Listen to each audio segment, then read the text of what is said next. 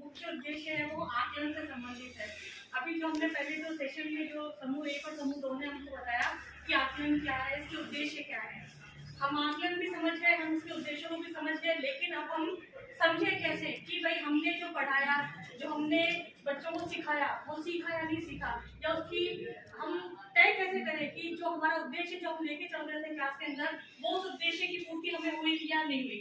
उसके लिए हमको जो आवश्यक है हमारे लिए वो है आकलन के उपकरण। ये उपकरण क्या क्या होते हैं, किस तरह से हम पता लगा सकते हैं कि छात्र पर्यंत जो हमने उद्देश्य लिए उनका हमने हासिल किया या बच्चा कक्षा स्तर पे पहुंचा या नहीं पहुंचा। उसके लिए जैसे सबसे पहले हम चेकलिस्ट की बात करते हैं। चेकलिस्ट आप सबने देखा होगा स्कूलों में कि चेकलिस्ट में अगर एक पेज आप देखते हैं उसका, तो उसके अंदर उद्देश्य होते हैं अलग अलग कि ये उद्देश्य उस बच्चे ने पूरा किया नहीं किया। मैं अगर इंग्लिश की बात करूँ तो लिसनिंग, स्पीकिंग, सबसे रिलेटेड अलग अलग उद्देश्य होते हैं। उन पॉइंट्स को लेके चलते हैं कि वो पॉइंट बच्चे ने अचीव किया या नहीं किया, या उस पॉइंट पे बच्चा उस पे खड़ा हुआ या नहीं उतरा, हम आगे काम करते हैं। रूब्रिक्स की हम बात करें तो ये एक मापदंड है, ये स्केल होती है, ग्रेडिंग स्केल होती है। उसमें भी सेम प्रोसेस वही है। आप ग्रेड देते हो बच्चे को कि बच्चा ए ग्रेड में आया है, बच्चा बी ग्रेड में आया, बच्चा सी ग्रेड में आया, या वो क्या कमी रह गई है। ये रूब्रिक्स में रेटिंग स्केल्स भी सेम वैसे प्रोसेस है।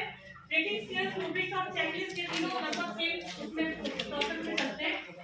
पोर्टफोलियो की हम बात करें तो हम हर बच्चे का पोर्टफोलियो बनाते हैं, जैसे कि हम करते आए हैं।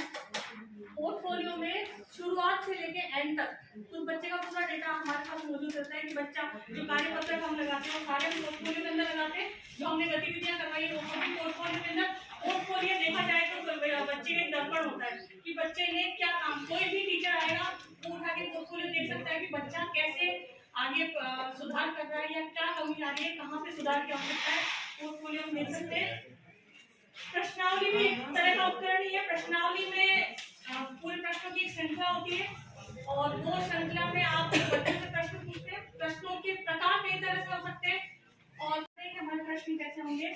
परीक्षा, जैसे कि हम सब जानते हैं परीक्षा तो इसको डिस्क्राइब करने परीक्षा हम लेते आए हैं हर बच्चे की, हर मौखिक होती है, लिखित होती है और कई प्रकार की परीक्षाओं में तो। और संचय रिकॉर्ड भी एक तरह का पोर्टफोलियो का ही एक मान लें कि हम बच्चे का रिकॉर्ड रखते हैं कि बच्चे ने उस संचय रिकॉर्ड में एक चीज और जोड़ सकते हैं कि जो को करिकुलर एक्टिविटी है जो हम साथ में कराते हैं, बच्चा कितना उसके अंदर पार्टिसिपेट कर रहा है। सारी एक्टिविटियां जितनी भी है जो अभी हमारी चल रही इनोवेटिव एक्टिविटी, वो सारी भी हम संचय रिकॉर्ड में कर सकते हैं। अनुभवजनित रिकॉर्ड, अनुभवजनित यानी कि बच्चा हम विद्यालय में ये मानते हैं कि केवल बच्चा सब्जेक्ट का ज्ञान लेने के लिए नहीं आया है, बच्चा और भी जो नैतिक मूल्य हो गए उनके या जितने भी दूसरे जो एस्पेक्ट हैं हम लेके चलते हैं कि बच्चा स्कूल में आया है तो ये सारे चीजें को देख के जाएगा, ये समझ के जाएगा, ये अनुभव करके जाएगा, उसका भी रिकॉर्ड हम मेंटेन करते हैं।